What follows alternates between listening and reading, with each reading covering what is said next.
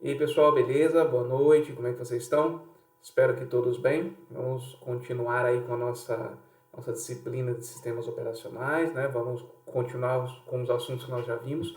Falamos nas últimas aulas aí sobre o simples, o básico, como que se inicia, né? Um sistema computacional primeiro, né? Que nós temos a parte do post, que faz a verificação de tudo que está conectado aí, tudo que é hardware, tudo que tem que funcionar para que o nosso sistema inicie, né? Depois nós temos a BIOS, o Wi-Fi, já falamos sobre o kernel, o sistema operacional, e a última aula, que ela foi síncrona, nós falamos um pouquinho sobre as chamadas de sistema, né? Um pouquinho mais sobre o kernel, que é quem faz esse meio campo, né? Entre o software e o hardware, depois o funcionamento do SO, falamos um pouquinho sobre o escalonamento de processos, né? A questão do round robin, escalonamento por prioridade, dentre outros, já falamos bastante sobre isso, espero que vocês lembrem. Quem não lembra, volta um pouquinho ali, tá? Volta um pouquinho no assunto para que não fique para trás. É muito importante essa questão do escalonamento de processo. Algumas camadas em que nós podemos separar o nosso SO também, né? Nosso sistema operacional. Para quem não se habituou ainda, né? Pô, SO, sistema operacional, tá? Sempre falar SO é bem comum, não só eu falar aqui, mas em outros assuntos, outros professores, alguém falar SO, vocês sabem que são sistemas operacionais, ok? Bom, e hoje nós vamos iniciar, né, num assunto muito importante, tá? Que é a questão da segurança da informação dos nossos sistemas operacionais. Para tudo, qualquer matéria, qualquer assunto, algo que seja relacionado a sistemas computacionais, a software, a programas, a qualquer coisa, ao básico de computação, pode ser qualquer assunto, tem que pensar em segurança. Vocês têm que pensar em segurança. Vou fazer um softwarezinho básico que ele vai fazer uma comunicação com o banco MySQL, só fazer um controle de estoque. Tem que pensar em segurança, tá? Tem que pensar se alguém não vai invadir, se não vai tentar fazer um SQL injection lá, se ele não vai tentar fazer um ataque diferente. Cuidado, tá? Porque hoje a informação é muito importante, nossos dados são muito importantes. Ter nossos dados vazados, ter nossos dados perdidos, ou eles corrompidos ou perdidos por algum motivo, é sempre muito ruim. Ainda mais se a gente pensar que foi por uma falta de segurança, uma falta de cuidado nossa, uma falta de olhar para os detalhes que nós temos que pensar, ok? Então agora, pensando em sistemas operacionais, vamos ver alguns conceitos de segurança que são muito importantes para que nós possamos entender ele de uma forma mais interessante e levar também alguns desses conceitos para outros pontos, outras áreas, tá? Um dos primeiros conceitos, nós vamos falar sobre o least privilege, né? A menor quantidade de privilégios possíveis. O que isso quer dizer? Que os usuários, os processos, os programas, as rotinas, elas têm que ter só os privilégios necessários para fazer as tarefas que elas precisam, para executar aquilo que elas precisam. Por quê? Você não precisa dar acesso de root, né? Nós já devemos ter falado, nós vamos ver a hora que instalar o Linux na prática ali, sobre o usuário root, que é o usuário master, né, do Linux, ele que pode teoricamente fazer tudo, né, ou praticamente tudo que ele quiser, ou no caso do administrador do Windows, esse usuário ele tem um acesso muito grande, ele pode mexer em locais, ele pode acessar locais em que nem todos os usuários vão conseguir, ou até sobre dados de outros usuários.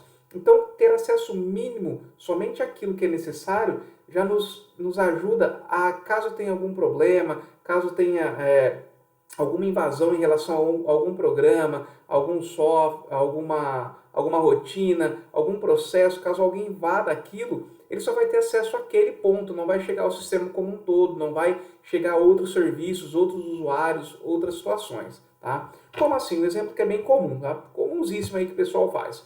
Faz a instalação aí, por exemplo, de uma SQL, de um Apache, qualquer outro servidor de banco de dados ou de hospedagem web, tá? Qualquer outro serviço assim. E vai lá e, poxa, o servidor começa a dar problema, o serviço não sobe ou dá alguns erros. Para ter menos dificuldade, vai lá e coloca o usuário root, o usuário master, o usuário que tem acesso a tudo, como usuário principal para comunicação entre a aplicação web e o banco de dados lá, o SQL que vocês quiserem lá, MySQL ou Postgre ou Oracle, sei lá, o que vocês quiserem, certo?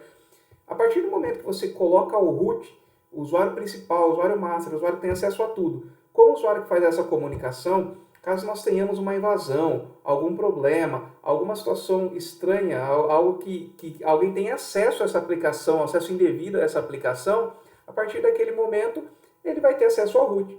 Porque o root é quem vai fazer essa comunicação. Então, se eu subir esse serviço como um root, se eu tiver o root como usuário que faz a comunicação que faz o armazenamento de dados, né, no nosso banco de dados, e se ele tiver acesso ao arquivo de configuração dessa nossa página web e tiver a senha do root ali, criamos um enorme problema, tá? Porque aí, a partir daquele momento, ao invadir uma aplicação web, a pessoa, ou o invasor, ou como vocês quiserem chamar aí, ele vai ter acesso ao root do sistema. E isso é muito ruim, é muito problemático. É muito difícil evitar que alguém acesse os nossos sistemas, tá? Os nossos processos, as nossas rotinas. Quando nós falamos de segurança, vamos fazer uma analogia com uma casa, tá? Uma analogia bem simples que eu gosto de fazer, independente do nível do curso, se ele é universitário, se ele é técnico, qualquer que seja.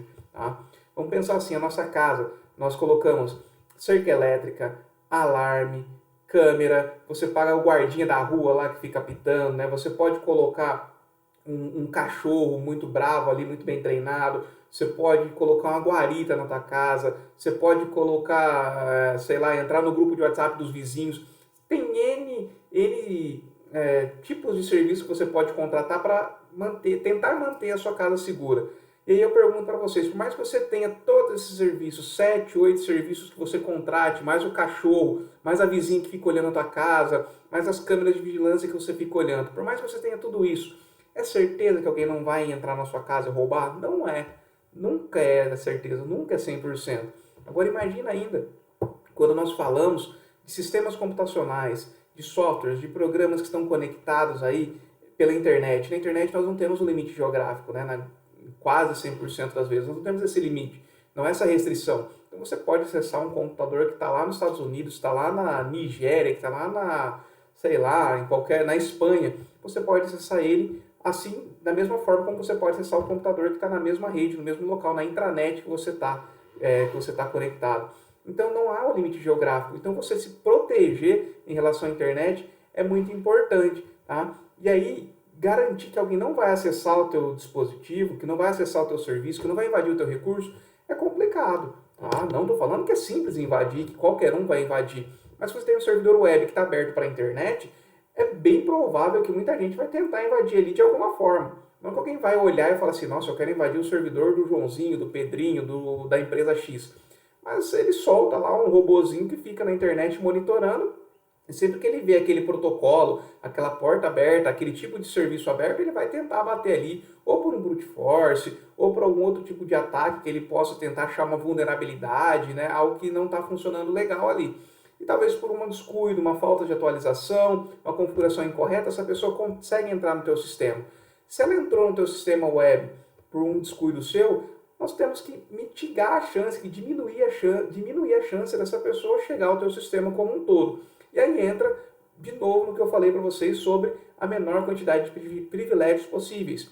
É melhor perder uma aplicação só, ter só uma aplicação invadida, do que ter todo um sistema. Porque às vezes no mesmo sistema operacional você tem lá um servidor de banco de dados, um servidor web, o teu ERP, você tem um outro sistema auxiliar na tua empresa, né? Sistemas satélites que ficam conectados ali, você tem um servidor de compartilhamento de arquivos, N outros serviços funcionando. E aí você compromete todo um sistema, toda uma rede, uma gama de serviços por conta de uma falha de configuração. Certo? Então, um exemplo um pouco grande, fugimos um pouquinho do ponto aqui, né, para exemplificar, vamos usar esse exemplo sempre da questão da mínima quantidade de privilégios de vários serviços funcionando no mesmo local, mas esse é o primeiro ponto aqui desse primeiro vídeo, né, que eu vou deixar para vocês, é deixar sempre o mínimo de privilégios possíveis, tá, para algum serviço. Instale o mínimo de pacotes necessários, só aqueles que realmente são importantes para que aquela aplicação funcione, para que aquele programa funcione, para que aquela aplicação suba, aquela rotina consiga rodar, ok? Então, primeiro ponto, o list privileges, tá? A pronúncia talvez não seja essa, vocês vejam em outro local assim, mas é a menor quantidade de privilégios possíveis para que uma aplicação rode. Beleza? Então esse primeiro ponto foi isso. Vamos voltar aí no outro vídeo falando um pouquinho sobre os outros recursos também, sobre as outras formas de segurança dos nossos sistemas operacionais. Obrigado!